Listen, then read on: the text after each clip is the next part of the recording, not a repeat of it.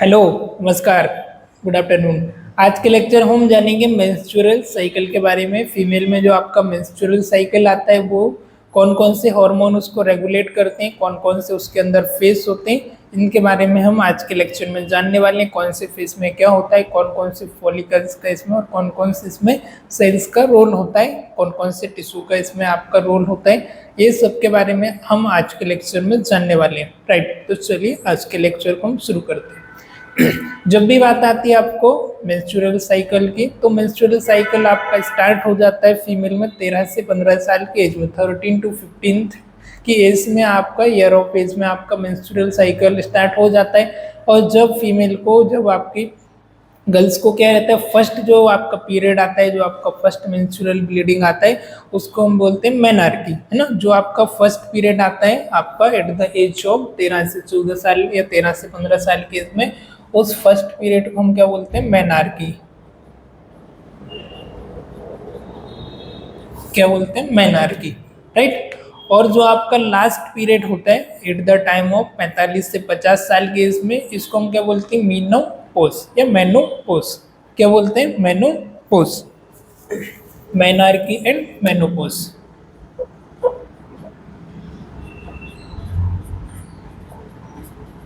Menopause, menopause जैसे कि आपको पॉज वर्ड से ही आपको क्लियर हो रहा होगा, थोड़ा सा क्लैरिफिकेशन हो गया। पॉज मतलब स्टॉप होना, है ना। मेनोपॉज, पॉज मतलब स्टॉप होना, मेनार्की मतलब जब आपका फर्स्ट पीरियड आता है उस टाइम को हम क्या बोलते हैं, मेनार्की। और जब आपके पीरियड स्टॉप हो जाते हैं उसको हम बोलते हैं मीनोपॉज, मेनोपॉज या मीनोपॉज, राइट। तो इसकी एज क्या होती है, जब आपका फर्स्ट पीरियड आता है, आपको फर्स्ट आपका मेंस्ट्रुअल साइकिल आता है, इस एज होती है 13 से 15 साल की एज। और जब आपका स्टॉप होता है आपकी 45 से 50 साल, आपकी अप्रोक्स हम 50 मान के चलते हैं, 50 साल एज होती है। और ये जो पीरियड होता है आपका 13 से 15 साल से लेकर के आपका 50 साल का, ये आपका चाइल्ड बेयरिंग एज होती है वुमेन्स की। मीन्स इस समय पर वो क्या करती है, जो बेबी रहता है उसको कंसीव कर सकती, प्रेगनेंसी को कंसीव कर सकती, बेबी को ग्रोथ कर सकती हैं, राइट। वैसे तो आपका 14th एज तक मतलब अच्छा रहता है, और प्रेगनेंसी कंसीव करना है 35 से 40 के अप्रॉक्स तक। उसके बाद थोड़ा सा कॉम्प्लिकेशन आना शुरू हो जाता है। पर इस एज को जब तक आपका पीरियड चलता है, जब तक आपका शुरू होता है और शुरू होने के ख़त्म होता है, तब तक की जो एज होती है, इस एज को हम चाइल्ड बेयरिंग एज बोलते हैं। मीन्स आपका फीमेल के अंदर कैपेबिलिटी होती है, कैपेबल होती है वो कि वो न्यू चाइल्ड को बर्थ दे सके, राइट, प्रेगनेंसी को कंसीव कर सके।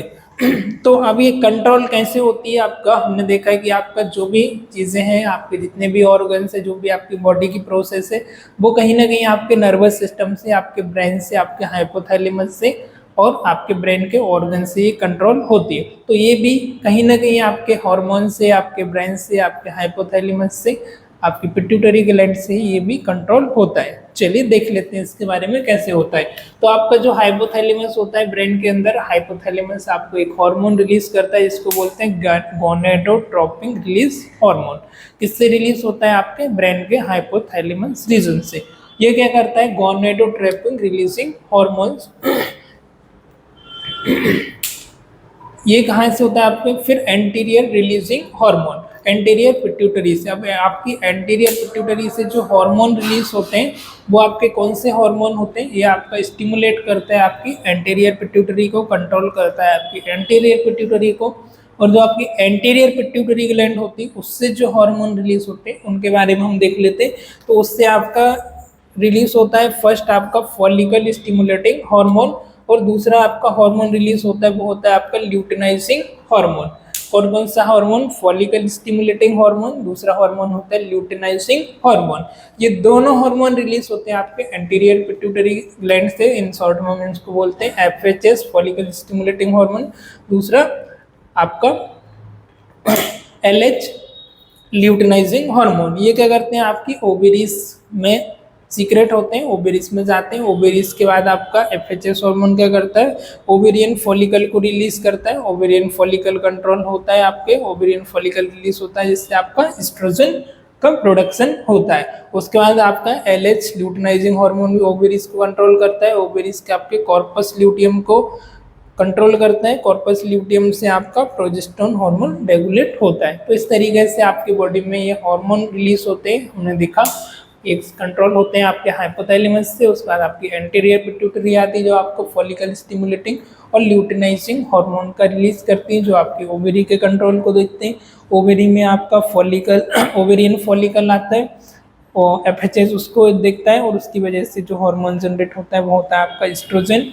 कॉर्पस ल्यूटियम से आपका जो हार्मोन जनरेट होता है वो होता है आपका प्रोजेस्टेरोन। ये आपकी ओवेरीज के अंदर से ही आपके हार्मोन रेगुलेट होते हैं। अब हम देख लेते हैं इसके कौन कौन से फेज में जो आपके मेंस्ट्रुअल साइकिल है वो कंप्लीट होता है। तो फर्स्ट फेज, सेकेंड और थर्ड फेज, 3 फेज में यहाँ पर ये कंप्लीट हो जाता है आपका। तो हम इसके बारे में समझ लेते हैं। फर्स्ट आता है आपका मेंस्ट्रुअल फेज, आपका जो faces of menstrual cycle, faces of MC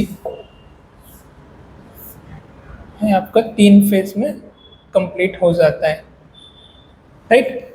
first phase आता है आपका menstrual phase, then proliferative phase और सीक्रेटरी फेज।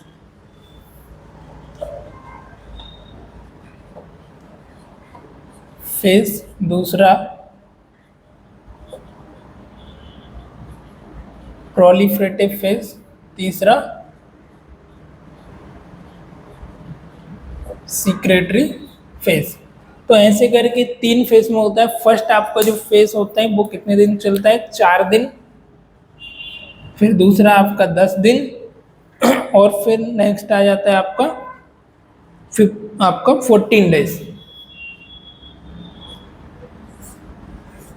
राइट। पहला जो आपका मेंस्ट्रुअल फेज होता है, जैसे आपका मेंस्ट्रुअल फेज होता है उसका ड्यूरेशन रहता है आपका 4 दिन का, मतलब जिस समय आपका ब्लीडिंग हो रही होती है आपकी वेजाइना से, आपको पीरियड आए हुए रहते हैं, वो होता है आपका 4 to 5 डेज का, राइट। फिर आपका प्रोलिफरेटिव रहता है, वो आपका रहता है आपका कितने डेज का रहता है आपका? 6 डेज से या 5 डेज से आपका 10 डेज तक का जो रहता है, 6 से 10 डेज तक का, वो रहता है आपका प्रोलिफरेटिव फेज। फिर आ जाता है आपका 14 डेज पर आपका सीक्रेटरी फेज। मीन्स यहाँ पर आपका 14 डेज पर माना जाता है कि आपका जो ओव्यूलेशन होता है, ओव्यूलेशन मीन्स आपका कॉर्पस ल्यूटियम से आपका कॉर्पस ल्यूटियम से आपका क्या रहता है, जो आपका अंडाणु है, ओवम है, वो रिलीज हो जाता है, आपका एग वहां से बाहर आ जाता है। फिर इसके बारे में हम देख लेते हैं। फर्स्ट फेज में क्या होता है? Uterine lining thickening. First phase में क्या होता है? यूट्राइन की जो लाइनिंग होती है, uterine lining break down menstrual ओक्यूल। फर्स्ट फेज में क्या होता है बेटा? आपकी जो यूट्राइन लाइनिंग होती है, यूट्रस में हमने देखा था वहां पर आपकी लेयर होती है,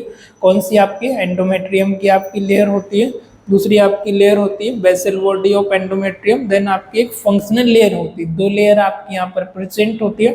तो जो आपकी फंक्शनल लेयर होती है एंडोमेट्रियम की, वो सेट हो जाती है, वो लेयर आपकी ब्रेक डाउन हो जाती है, झड़ जाती है। और जैसे ही वो लेयर झड़ती है, आपकी यूट्रस से जो आपके फॉलिकल्स आपके रिलीज हुए हैं और वो ब्लड के साथ आपके वेजाइनल कैनाल से बाहर आना शुरू हो जाते हैं, राइट। ये आपका डेज, इसका जो टाइम ड्यूरेशन होता है वो कितने दिन का होता है? 4 दिन का। फिर आ जाता है आपका दूसरा फेज। दूसरे फेज में क्या होता है? Uterine lining thicken again 6 to 10 days. अब जैसे ही आपका पीरियड स्टॉप होता है, आपकी ब्लीडिंग स्टॉप होती है 4 से 5 दिन में, फिर 6 से 6वें दिन से आपके 10वें दिन तक क्या होता है?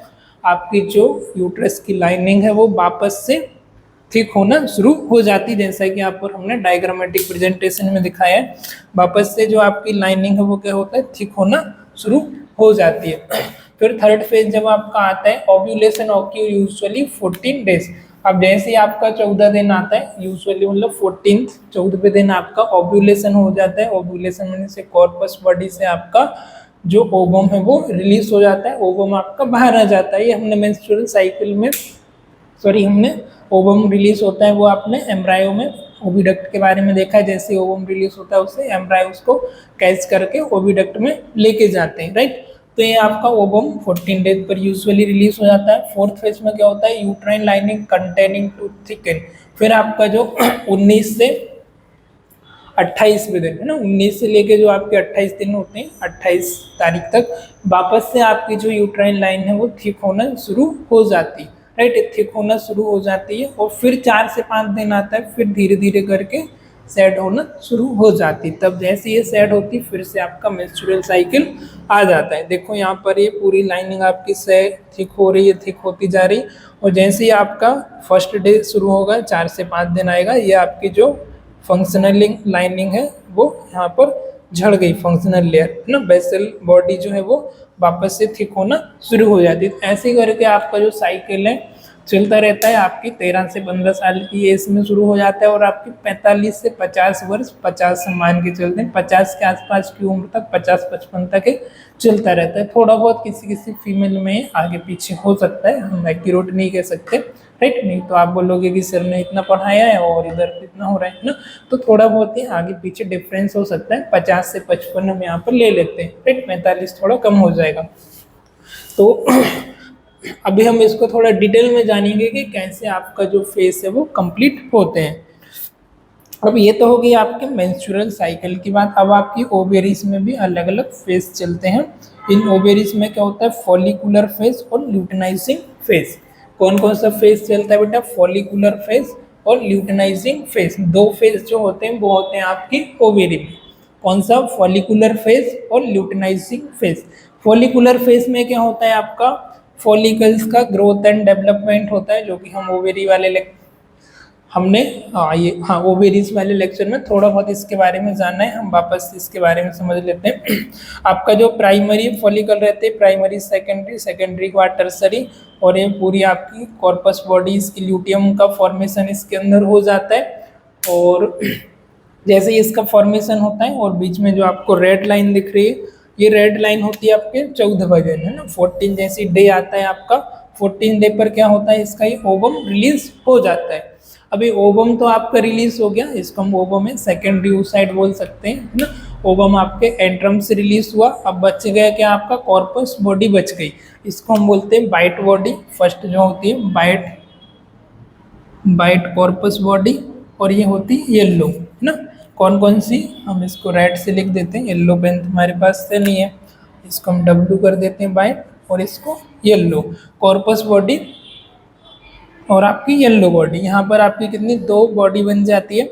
अब इनका क्या रोल होता है, यदि आपको वहाँ पर मेल का आपका स्पर्म प्रेजेंट है ना, यदि आपका स्पर्म प्रेजेंट है तो वो फर्टिलाइज करेगा आपका ओवम, फीमेल आपके मेल के स्पर्म के साथ फर्टिलाइज करके, जैसे फर्टिलाइज होगा और फर्टिलाइज होने का तो फर्दर आपका प्रेगनेंसी में ये आपकी कॉर्पस जो बॉडी होती है वो क्या करती है, हेल्प करती है, येलो बॉडी, वाइट बॉडी। और यहाँ पर यदि आपका स्पर्म प्रेजेंट नहीं है एट द टाइम ऑफ आपका ओव्यूलेशन, तो वापस से क्या होता है, इसका डिस्ट्रक्शन होना शुरू हो जाता है। ये धीरे धीरे करके क्या होता है, वाइट बॉडी का येलो बॉडी बनता है, येलो बॉडी के बाद धीरे धीरे करके इसका डिस्ट्रॉय होना शुरू हो जाता है। और जैसे ही इसका डिस्ट्रॉय होना शुरू होता है, इधर वापस से आपका 28 डेज शुरू हो जाता है। 28 डेज जैसे हुआ, वापस से आपका सेट हो जाती है आपकी एंडोमेट्रियम की फंक्शनल लेयर, और ये क्या होता है, वापस से आपके बाहर निकल जाता है फॉलिकल्स आपके मेंस्ट्रुअल ब्लीडिंग के थ्रू। तो जो ब्लीडिंग होती है, हम बोलते हैं कि ब्लीडिंग मतलब इम्प्योर ब्लड होता है इसमें, टोटल फॉलिकल्स वगैरह आपका वेस्टेज ब्लड इसमें जाता है ना। तो इस तरीके से इसकी प्रोसेस चलती है। एक बार और मैं रिपीट कर देता हूँ, ये यहाँ पर फॉलिकल्स का बनना शुरू होता है। फॉलिकल्स आपके धीरे धीरे करके बनते हैं, प्राइमरी, सेकेंडरी, टर्सरी। इसमें एंट्रम का फॉर्मेशन हो जाता है, कॉर्पस बॉडी का फॉर्मेशन होता है, और जैसे ही आपका 14वां दिन आता है, 14 डे आता है, ये क्या होता है, ओवुलेस, इसको ये फट जाता है, ये रप्चर हो जाता है, और आपका अंडाणु जो है वो ओवम वो रिलीज हो जाता है। जैसे ओवम रिलीज होता है, हमने देखा फैलोपियन ट्यूब में ऐसी एम्ब्रायो रहती है ना, एम्ब्रायो क्या करती है, उसको कैच कर लेती है, कैच करके उसको फैलोपियन ट्यूब में भेज देती है। और एम्पुला हमने देखा था, साइट ऑफ फर्टिलाइजेशन होता है। यदि वहाँ पर आपका मेल का स्पर्म है at the same time present, तो वो क्या होता है, फर्टिलाइज हो जाता है ना। अब हम देखते हैं क्या, हमारा हर एक जो आपका सेक्सुअल इंटरकोर्स होता है उसमें आपको प्रेगनेंसी कंसीव नहीं होती। क्यों? क्योंकि जब आपने आपके मेल पार्टनर के साथ सेक्सुअल इंटरकोर्स किया, उस समय जरूरी नहीं कि आपका सेम टाइम पर आपका ओवम भी प्रेजेंट हो, राइट। तो ओवम प्रेजेंट नहीं होता है कभी कभी, और कभी कभी ऐसे टाइम पे जैसे पीरियड आने वाला है और उस समय सेक्सुअल इंटरकोर्स किया, तो कभी कभी वहाँ पर आपका जो है ओवम प्रेजेंट रहता है, तो वो एट द टाइम फर्टिलाइज हो जाता है, राइट। तो हर बार हम यदि सेक्स कर रहे हैं, सेक्सुअल इंटरकोर्स कर रहे हैं आपके मेल पार्टनर के साथ, तो जरूरी नहीं है कि आपको प्रेगनेंसी वहाँ पर आपको कंसीव हो, आपका एग जो है फर्टिलाइज हो। तो that is reason behind that, उसके पीछे ये रीजन आपका होता है, राइट। तो हाँ, जैसे ये भी रिलीज हो जाता है आपका मेल का, यदि यहाँ पर स्पर्म है तो क्या करेगा, उसके साथ एक कांटेक्ट करके और फर्टिलाइज हो जाएगा। पर यदि एग नहीं है तो वापस से भाई अब इसको तो डिस्ट्रॉय होना है ना। एग तो अब इसका रिलीज हो गया, एग रिलीज हो गया, बच यहाँ पर कॉर्पस बॉडी। तो वो कॉर्पस एल्बिकैन हो गया और कॉर्पस आपकी येलो बॉडी होगी, वाइट बॉडी हो गई। तो धीरे धीरे करके इसका भी डिस्ट्रक्शन होना शुरू हो जाता है। और डिस्ट्रक्शन होने के बाद जैसे ही जो आपकी एंडोमेट्रियम की आपकी लाइनिंग है, फंक्शनल लाइनिंग, वो सेड हो जाती है, वो लाइनिंग झड़ जाती है और आपका ब्लीडिंग शुरू हो जाती है। ब्लीडिंग के थ्रू जो भी फॉलिकल्स है वो भी बाहर आपकी outside of body vaginal canal से आपके मेंस्ट्रुअल जो ब्लीडिंग होती है उसके थ्रू वो बाहर निकल जाते हैं। आपका 3-4 दिन 5 दिन तक मैक्सिमम चलता है। किसी किसी का 3 दिन रहता है, किसी का 4, किसी का 5 भी इवन हो सकता है। पर यदि इससे ज़्यादा जा रहे तो वो एबनॉर्मल है। इससे जल्दी प्रेगनेंसी आ रही है आपके 28 डेज से, इवन आपको 26-27 तक चलता है। पर यदि 25 से भी जल्दी आ रही तो भी वो आपके एबनॉर्मल में आ जाता है। आपको 2 मंथ तक, 3 मंथ तक आपको पीरियड्स नहीं आ रहे हैं तो वो भी आपका समटाइम एबनॉर्मल में हम कंसिडर करते हैं, राइट। तो you can go for gynaec and obstetric doctor के पास आप जा सकते हैं, राइट। चलिए तो हम एक बार इसको जान लेते हैं। यहाँ पर हमने देखो डे लिखा है 0 से लेकर के आपके 28 पूरे डेज तक। ये आपका जो मिडिल लाइन है पूरी आपकी 14 डेज में होती है जब आपका, हाँ अब इसमें हार्मोन का कैसा रोल होता है उसके बारे में हम जानेंगे। हमने देखा कि भाई हार्मोन तो इसमें जरूरी है, हार्मोन के बिना तो कुछ हो ही नहीं सकता, राइट। तो हार्मोन का भी इसमें रोल होता है। कैसे रोल होता है उसके बारे में भी हम यहाँ पर जानेंगे। उसके पहले हम एक छोटा सा यहाँ पर स्ट्रक्चर लेंगे। तो सबसे पहले क्या होता है, जब आपका कौन सा फर्स्ट, जब आपका फेज चल रहा होता है मेंस्ट्रुअल फेज, तब आपके सब हार्मोन जो रहते हैं न्यूट्रल लेवल पर ही रहते हैं। और एट द टाइम ऑफ आपको ओव्यूलेशन होता है तब आपका जो एफएचएस हार्मोन है वो इंक्रीज हो जाता है। आपका एफएचएस हार्मोन का सबसे ज़्यादा हाईएस्ट हो जाता है। सेकंड नंबर पर आपका एस्ट्रोजन रहता है, वो भी आपका हाई हो जाता है। फिर आपका एफएचएस फॉलिकल स्टिमुलेटिंग हार्मोन जो कि मोर फॉलिकल्स को क्या करता है, स्टिमुलेट करता है, ये भी आपका इंक्रीज हो जाता है। एस्ट्रोजन भी आपका इंक्रीज हो जाता है और प्रोजेस्टेरोन आपका थोड़ा सा लो रहता है। एस्ट्रोजन और आपका एलएच ल्यूटिनाइजिंग हार्मोन आपका इंक्रीज हो जाता है। अब ये प्रोजेस्टेरोन और एस्ट्रोजन का फंक्शन क्या होता है, फर्स्ट तो इसका फंक्शन होता है कि मेंस्ट्रुअल साइकिल को ऑपरेट करने में, उसको कंट्रोल करने में। देन सेकंड इसका आ जाता है सेकेंडरी सेक्सुअल, जो मस्कुलिन कैरेक्टर होते हैं, सेक्सुअल कैरेक्टर होते हैं, उनके ग्रोथ और डेवलपमेंट, जैसे कि ब्रेस्ट का हो गया आपका, है ना, वॉइस का चेंजेस हो गया, मेंस्ट्रुअल हो गया, और भी बाकी जो हेयर ग्रोथ वगैरह है वो सारी चीज़ों के ग्रोथ और डेवलपमेंट में भी इसका रोल होता है आपके मैच्योरेशन में, एडोलसेंस के, राइट। तो एस्ट्रोजन और प्रोजेस्टेरोन का। बाकी हमने देखा कि फॉलिकलों को स्टिमुलेट करने में आपके मेंस्ट्रुअल साइकिल में और प्रेगनेंसी में इसका रोल होता ही होता है। बाकी के इसके अलावा सेकेंडरी जो कैरेक्टर होते हैं, मस्कुलिन नेचर होता है फीमेल में, उसमें इसका भी रोल होता है। हेयर ग्रोथ में, आपका ब्रेस्ट के ग्रोथ एंड डेवलपमेंट में, वॉइस की चेंजेस में, ना मेंस्ट्रुअल में, और आपके बस ये सारी चीज़ों में इसका रोल होता है, राइट। तो जब आपका 14 डेज आता है तब आपका एफएचएस एलएच ल्यूटिनाइजिंग हार्मोन है वो भी आपका इंक्रीज हो जाता है और आपका एस्ट्रोजन भी इंक्रीज होता है, साथ ही साथ आपका एफएचएस भी आपका इंक्रीज होता है। और वापस से प्रोजेस्टेरोन आपका कब इंक्रीज होता है, प्रोजेस्टेरोन जब आपका लास्ट में 28 डेज चलता है, फिर से एक बार और इंक्रीज होता है। और ये इंक्रीज होता है तो ये क्या करता है, आपका जो एंडोमेट्रियम की लाइनिंग उसको ठीक करना शुरू करता है। जैसे जैसे थिक होती, थिक होने के बाद वापस से सेड हो जाती है। जो सेड होती है, जैसे ये झड़ती है, आपका ब्लीडिंग चालू हो जाता है। अब यहाँ पर एक इंटरेस्टिंग सा फैक्ट है कि आपकी जब प्रेगनेंसी कंसीव होती है तब आपको मेंस्ट्रुअल साइकिल क्यों नहीं आता है, तो उसके बारे में हम जानेंगे। क्यों, क्योंकि क्या होता है, आपकी हमने देखा था यूट्रस के बारे में, किसी किसी बच्चों ने नहीं देखा होगा तो एक बार और हम ले लेते हैं उसको। यूट्रस में आपकी 3 लाइनिंग लेयर होती थी, इसके बारे में हमने देखा था। जस्ट मिनट, बन जा रहे भाई, राइट। जस्ट सपोज दैट ये आपका यूट्रस है, ओके। राइट। अब यहाँ पर हमने देखा था कि आपकी 3 लेयर यहाँ पर प्रेजेंट होती है आपके यूट्रस में। कौन कौन सी लेयर होती है बताओगे? कमेंट बॉक्स में बताओ फटाफट से। पहले समझा चुका हूँ, याद होना चाहिए सभी को। कौन सी लेयर होती है बेटा? पेरीमेट्रियम, मायोमेट्रियम और एंडोमेट्रियम। पेरीमेट्रियम आउटर लेयर होती है, बीच वाली मायोमेट्रियम और इनर वाली एंडोमेट्रियम, है ना। और यहाँ से आ जाती है आपकी फैलोपियन ट्यूब। तो ये जो लेयर है इस साइड से भी आपकी होती है फैलोपियन ट्यूब, दोनों साइड से तो आपकी फैलोपियन ट्यूब होती है। अब किसी बच्चे का सवाल है कि भाई 2 क्यों होती है? 2 आपकी ओवेरीज होती है, इसलिए 2 आपकी फैलोपियन ट्यूब होती है ना।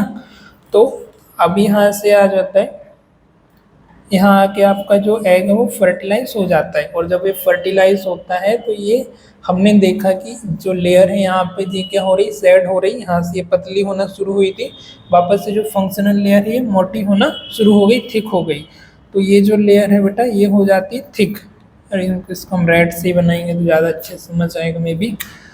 ओके, तो ये आपकी जो लेयर है ये क्या हो जाती है, थिक हो जाती है। अब ये लेयर हो गई थिक, और ये लेयर जब थिक हो गई तो इसका जो है माउथ हो गया क्लोज। अब ये लेयर हुए सेड हो ही नहीं रही, अब सेड नहीं हो रही है तो भाई मेंस्ट्रुअल ब्लीडिंग कहाँ से होगी, है ना। तो मेंस्ट्रुअल जो है स्टॉप हो गया, फॉलिकल आपका रिलीज होना, वहाँ से आपका जो ब्लीडिंग है वो होना स्टॉप हो जाता है ना। तो जैसी प्रेगनेंसी कंसीव होती है आपको एग आपका फर्टिलाइज होता है, फर्टिलाइज होने के बाद इम्प्लांट होता है, तो आपकी जो लेयर है ये क्या हो जाती है, बहुत ज़्यादा थिक होना शुरू हो जाती, और ये थिक हो जाती है इधर से हो जाता है इसका क्लोज। अब ये क्लोज हो गई तो आपको ब्लीडिंग हो जाती है स्टॉप, राइट। तो ये इसमें रोल होता है। और जो आपका एग आता है वो यहाँ आगे इम्प्लांट हो जाता है, इम्प्लांट होने का मैड्यूला बन जाता है, जाइगोट बन जाता है, फिर धीरे धीरे करके एम्ब्रॉय बन जाता है, हाथ और उसके पैर, सर, उसके ऑर्गन डेवलप होने लग जाते हैं बच्चे के, राइट। तो इस तरीके से इसका जो है प्रोसेस वो चलता रहता है। और ये आपकी शुरू हो जाती है कब से, 13 से 15 साल की एज तक, और ये आपको 50 से 55 साल की जो एज होती है उस बीच आपका चलता रहता है। 5 डेज में जो आपका फेस होता है वो होता है आपका आपका फॉलिकुलर फेज, जहाँ पर आपके फॉलिकल्स डेवलप होना शुरू हो जाते हैं।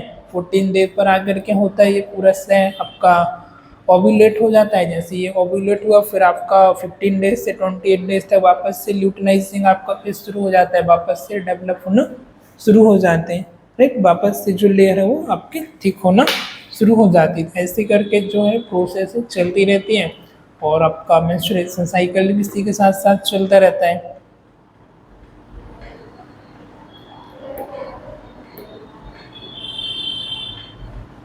और कुछ समझना है इसमें? आई होप इतना तो मैसेज आपको हो गया होगा क्लियर।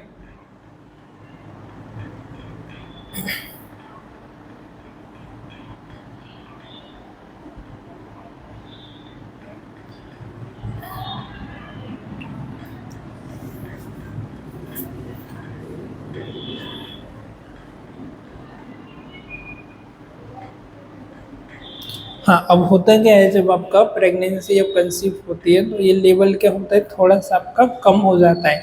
अब ये कम हो जाता है तो फॉलिकल को ज़्यादा स्टिमुलेट भी नहीं करता है ना, और फॉलिकल को स्टिमुलेट नहीं करेगा तो फर्दर जो है इसके फॉलिकल स्टिमुलेट नहीं होंगे, लाइनिंग जो है थिक नहीं होगी, ल्यूटिनाइजिंग हार्मोन हो गया आपका, है ना, FHS हो गया। तो ये हार्मोन का बैलेंस और इम्बैलेंस है वो इसमें चलता रहता है। अभी हम देखते हैं आफ्टर सिक्रेटरी फेज में आपका जैसे 15 डेज से 28 डेज चलता है। आफ्टर ओव्यूलेशन LH स्टिमुलेट क्या करता है, थोड़ा सा मैं इसका स्ट्रक्चर बना के समझा देते हैं।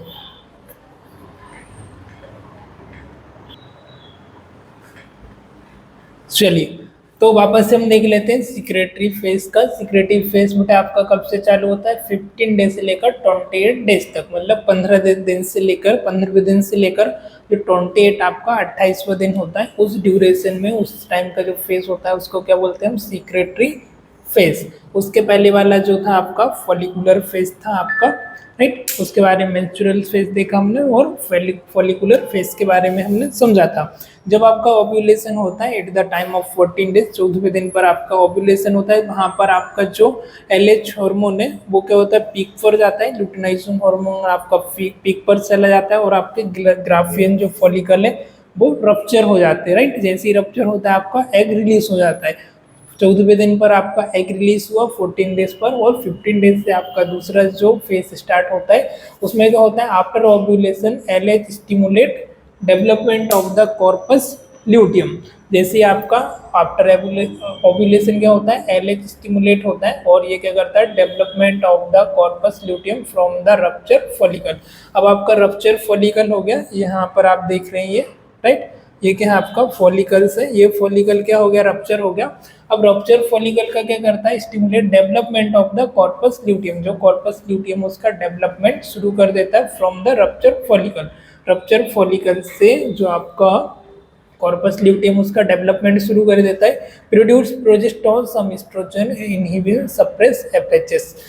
इसकी वजह से क्या होता है, प्रोड्यूस होता है आपका एस्ट्रोजन और सम आपका प्रोजेस्टेरोन और एस्ट्रोजन एंड इनहिबिन भी आपका रिलीज होता है। इनहिबिन क्या करता है, सप्रेस करता है आपके फॉलिकल स्टिमुलेटिंग हार्मोन को। तो आपके जो फॉलिकल है वो स्टिमुलेट होना यहाँ पर कम हो जाते हैं, राइट, आपका सीक्रेटरी फेज में। दूसरा क्या होता है यहाँ पर, endometrium become edematous and produce increase amount of the body mucus. अब यहाँ पर जो आपकी एंडोमेट्रियम है ये क्या होती है, आपकी थिक होना शुरू हो जाती है और प्रोड्यूस करती है more amount of mucus. Mucus क्या होता है आपका, वाटरी म्यूकस होता है। इसका अमाउंट को क्या करती है, यहाँ पर प्रोड्यूस कर देती है। और यदि वहाँ पर, अब यहाँ पर भी दो केसेस होते हैं, राइट। 2 केसेस कौन से होते हैं, फर्स्ट आपको प्रेगनेंसी कंसीव हुई है और दूसरा नहीं हो रही तब होती है, तब आपका यदि स्पर्म वहाँ पर प्रेजेंट है आपके एम्पुला में, आपकी ओविडक्ट में, तो आपको प्रेगनेंसी कंसीव हो जाती है, तब इसका वर्क अलग होता है। इनकेस आपकी प्रेगनेंसी कंसीव नहीं हुई तब इसका वर्क अलग होता है। कैसे होता है चलिए जान लेते हैं। यदि आपको प्रेगनेंसी कंसीव हुई है तो इंक्रीज प्रोडक्शन ऑफ एस्ट्रोजन, आपका जो एस्ट्रोजन हार्मोन उसका प्रोडक्शन वो है आपका इंक्रीज हो जाता है, एस्ट्रोजन का और प्रोजेस्टेरोन का, जिसकी वजह से आपकी जो कॉर्पस ल्यूटियम है, जो आपका ग्राफियन फॉलिकल, बाद में जो आपका कॉर्पस ल्यूटियम बनता है येलो बॉडी और white body, convert into the placenta. ये क्या करता है, फर्दर एक प्रेगनेंसी को सपोर्ट करता है, प्रेगनेंसी को सपोर्ट करता है और एक कन्वर्ट हो जाता है आपके प्लेसेंटा में। प्लेसेंटा आपको पता है जो कि बेबी को न्यूट्रिएंट ऑक्सीजन प्रोवाइड करता है, आपकी आर्टरी से कनेक्ट होता है, राइट, अम्बिलिकल कॉर्ड से और बेबी के। Convert into placenta and support embryo, ये प्लेसेंटा में कन्वर्ट हो जाता है और आपका जो एम्ब्रायो रहता है उसको सपोर्ट करता है। और इनकेस प्रेगनेंसी कंसीव नहीं हुई है, वहाँ पर आपका स्पर्म प्रेजेंट नहीं है, तो वापस से न्यू साइकिल के लिए रेडी हो जाता है। इस तरीके से इसकी जो प्रोसेस है वो कंटिन्यूसली चलती रहती है, राइट। तो आई होप आज का लेक्चर आपको समझ आया होगा, लेक्चर आपको अच्छा लगा होगा। लेक्चर समझ आया, पसंद आया तो लाइक कीजिए, कमेंट कीजिए और हमें अपना प्यार देते रहिए ऐसे। चलिए, तो आज के लेक्चर में फिलहाल इतने ही, मिलते हैं किसी और लेक्चर में। यदि आपका कोई डाउट हो, कोई आपको क्यूरीज हो, कुछ क्वेश्चन हो तो आप कमेंट बॉक्स में अपना कमेंट कर सकते हैं या आप मुझे मैसेज भी कर सकते हैं। चलिए, बाय बाय, टेक केयर।